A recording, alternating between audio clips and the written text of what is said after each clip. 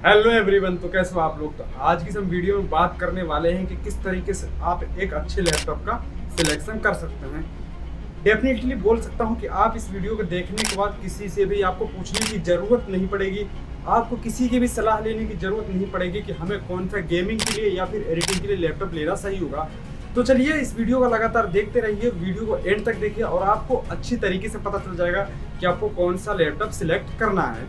तो सबसे पहले आपको देखना है कि आपको हैवी गेम खेलना है या फिर लो गेम खेलना है। अगर आप लो गेम खेलते हैं उसको नॉर्मल गेम भी आप कह सकते हो। नॉर्मल गेम बहुत सारे आते हैं, छोटे मोटे गेम जो कि 1 GB के अंडर में ही होते हैं और आप उसे इंस्टॉल करके आराम से आप डुअल कोर या फिर i3 लैपटॉप में आराम से खेल सकते हैं। अगर आपको हैवी लैपटॉप की तरफ जाना चाहते हैं तो उसके हिसाब से आपके पास हैवी गेम भी होना चाहिए, क्योंकि अगर मान लीजिए आप लो क्वालिटी का गेम खेलते हैं, लो गेम खेलते हैं और आप हैवी लैपटॉप बनाए तो कोई फायदा नहीं है। तो आपको हैवी गेम खेलने के लिए आपको हैवी लैपटॉप की तरफ जाना है। और एक इसमें चीज़ और आती है वीडियो एडिटिंग। अगर आप वीडियो एडिटिंग करते हैं, आप छोटी मोटी एडिटिंग करते हैं, जैसे आप वीडियो को कट करते हैं, क्रॉप करते हैं या फिर छोटे मोटे ट्रांजिशन डाल के आप उसको डायरेक्टली एक्सपोर्ट कर देते हैं, तो आप छोटे मोटे लैपटॉप में भी आप एडिट कर सकते हैं। जैसे कि i3 या फिर डुअल कोर के लैपटॉप आते हैं उसमें भी हो जाता है। लेकिन आप उसमें हैवी प्लगइन हो गया, इफेक्ट हो गया या फिर ट्रांजिशन हो गए या फिर मान लीजिए आप उसमें कोई 3D ऑब्जेक्ट वगैरह कुछ लगाना चाहते हैं, कलर ग्रेडियंट करना चाहते हैं, तो आपको हैवी लैपटॉप की तरफ जाना चलेगा। इसमें एक हाई प्रोफेशनल की आप वीडियो एडिटिंग कर सकते हैं। तो इसमें आपको कॉन्फ़िगरेशन के लिए कौन कौन सी चीज़ें देखनी है, तो चलिए हमारे साथ वीडियो में एंड तक बने रहिए। तो चलिए आगे बढ़ते हैं। तो एक अच्छा लैपटॉप सेलेक्ट करने के लिए आपको 7 चीज़ों की आवश्यकता पड़ेगी। वो कौन 7 चीज़ें मेन हैं, चलिए आपको बताता हूँ। सबसे पहले हमारा GPU, सेकंड नंबर पे आता है हाई रिफ्रेश रेट डिस्प्ले। इसके बाद हमें चाहिए एक fast processor, sufficient RAM, SSD storage, build quality and हमारा लास्ट नंबर पे है कोर्स। कोर्स का क्या काम है और किस तरीके से इसकी ज़रूरत पड़ती है, पूरी चीज़ें हम बारीकी से जानते हैं। फर्स्ट नंबर पे जो हमारा GPU होता है, हम इसको ग्राफिक कार्ड भी बोलते हैं। बहुत से लोगों को पता होगा डेडिकेटेड ग्राफिक के बारे में, जो कि हमारे CPU के अंदर या फिर लैपटॉप के अंदर, जो हमारे गेमिंग लैपटॉप आते हैं उसके अंदर एक अलग से GPU लगा हुआ होता है। तो इसका काम क्या होता है, जो हमारा विजुअल डाटा होता है उसको प्रोसेस करके ये हमारे डिस्प्ले पे शो कराता है। जैसे कि 3D ग्राफिक प्रोसेस हो गया, हमारा AI मशीन लर्निंग हो गया, इन सभी चीज़ों में बहुत ही ज़्यादा काम आता है। मार्केट में कई तरीके के हमारे ग्राफिक कार्ड्स अवेलेबल हैं, जैसे कि RTX 6050, 2050, 3050। आप जितने हाई ऑफ नंबर पे जाएंगे उतना ही अच्छा आपको ग्राफिक कार्ड मिलेगा। तो इससे आप अंदाज़ा लगा सकते हैं कि आप, और एक चीज़ और आपको बताना चाहता हूँ कि अगर आप गेमिंग के लिए लैपटॉप लेते हैं तो आपको डेडिकेटेड ग्राफिक कार्ड ही लेना है, इंटीग्रेटेड नहीं लेना है। तो आपको समझ में आ गया होगा कि गेमिंग के लिए आपको किस तरीके से GPU को सेलेक्ट करना है। वो आप जब मार्केट में जाएंगे खरीदने के लिए, वहाँ से भी आपको कुछ जानकारी मिल जाएगी। लेकिन जो मैंने आपको जानकारी दी है वो प्रॉपर आपको समझाने के लिए है कि आपको गेमिंग के लिए कौन सा लैपटॉप लेना है। आजकल मार्केट में जो हमारे करंट में चल रहा है, सबसे ज़्यादा 3050 का ग्राफिक कार्ड चल रहा है, जो कि काफ़ी हाई लेवल का माना जा रहा है। ये ज़्यादा महंगा भी नहीं है और सस्ता भी नहीं है, ये एवरेज प्राइस है इसका, तो आप इसको ले सकते हैं। इसके बाद आपको ज़रूरत पड़ेगी एक हाई रिफ्रेश रेट डिस्प्ले की। तो हाई रिफ्रेश रेट डिस्प्ले होता क्या है, मान लीजिए आपको एक वीडियो एडिट करनी है जो कि आपने बहुत ही स्लोमो वीडियो शूट की है। अब आपको उसमें एडिट करना है जो कि उसके हर एक फ्रेम, उसका जो मान लीजिए कि उसका फ्रेम रेट है 120, एक सेकंड में 120 फ्रेम है। अब उसको आप प्ले करते हैं, स्लोमो करते हैं, तो अगर आपका हाई रिफ्रेश रेट डिस्प्ले नहीं होगा तो आप उसमें एडिट नहीं कर पाएंगे, वीडियो आपको अटकती हुई चलती हुई दिखाई देगी। अगर हाई रिफ्रेश रेट का डिस्प्ले होगा तो आप कितना भी स्लोमो वीडियो होगा आपको स्मूथली उसको एडिट कर सकते हैं, जिसमें आपको कहीं से भी पता नहीं चलेगा कि लैग हो रहा है या फिर रुक रहा है।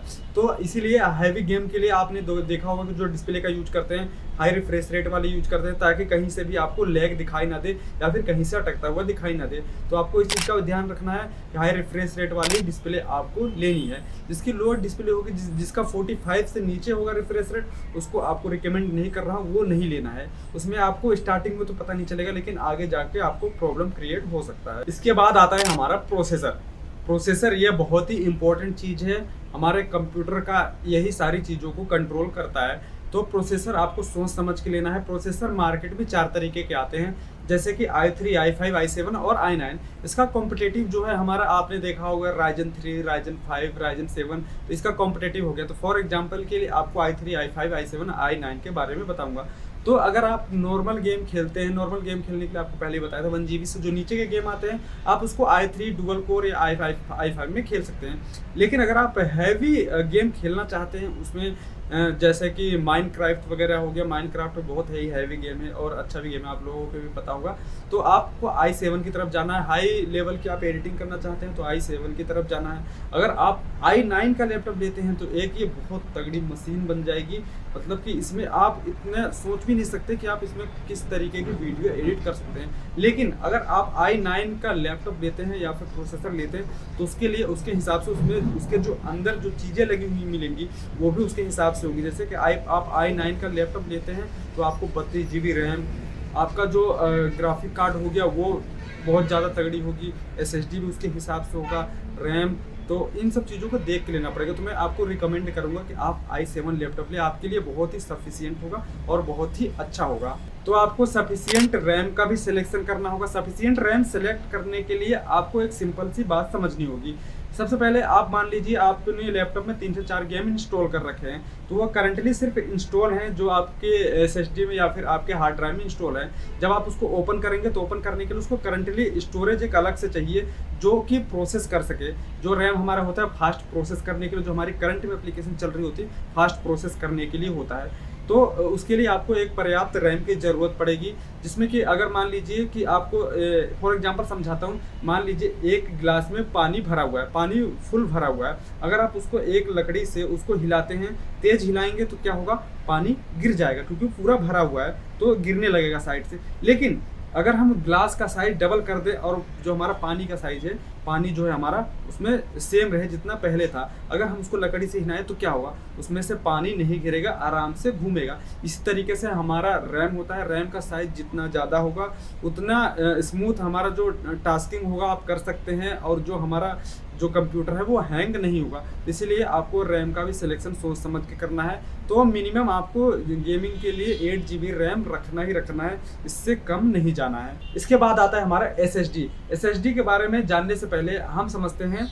कि HDD क्या होता है। HDD जो हमारा होता है, पहले के हमारे जो कंप्यूटर होते थे और जो हमारे लैपटॉप होते थे उस पर HDD आता था। HDD जो हमारा होता है वो साइज में भी बड़ा होता था और उसकी स्पीड काफ़ी ज़्यादा कम होती थी। लेकिन आजकल जो हमारा SSD आ रहा है उसकी स्पीड HDD के मुकाबले काफ़ी ज़्यादा होती है और साइज में काफ़ी ज़्यादा कॉम्पैक्ट होता है। तो इसलिए लोग SSD का यूज करते हैं और काफ़ी ज़्यादा अच्छा भी रहता है, लैपटॉप वगैरह में रख दो या फिर आप एक्सटर्नल SSD भी खरीदे हैं, काफ़ी ज़्यादा कॉम्पैक्ट साइज होता है, तो इसलिए लोग SSD का यूज करते हैं। तो सीधे शब्दों में कहूँ तो जो हमारा SSD है फास्ट होता है HDD के मुकाबले, इसलिए आपको SSD का ही सिलेक्शन करना है। इसके बाद आता है हमारा बिल्ड क्वालिटी।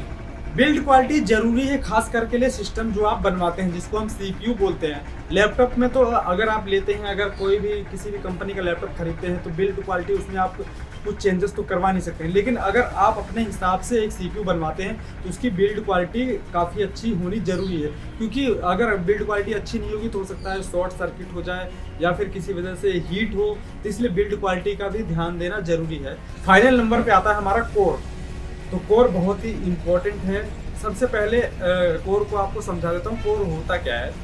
कोर जो तो होता है हमारा सिस्टम के लिए बहुत ही ज़रूरी है, क्योंकि कोर के बिना जो हमारे कोर्स होते हैं, मान लीजिए हमने किसी गेम को ओपन कर रखा है और उस गेम को चलने के लिए हमें कोर की ज़रूरत किस तरीके से पड़ेगी। अगर मान लीजिए एक रास्ता है, एक रास्ते पे 6 से 7 गाड़ियाँ जा रही हैं, तो सीधी सी बात है कोई गाड़ी स्लो चलेगी, कोई फास्ट चलेगी, कोई रुकेगी, तो जाम तो लगेगा ही। ठीक है, अगर हम 6 से 7 रोड बना दें और हर एक रोड पे एक एक गाड़ी छोड़ दें तो क्या होगा, गाड़ी स्मूथली चली जाएगी, कहीं किसी तरीके का जाम नहीं लगेगा।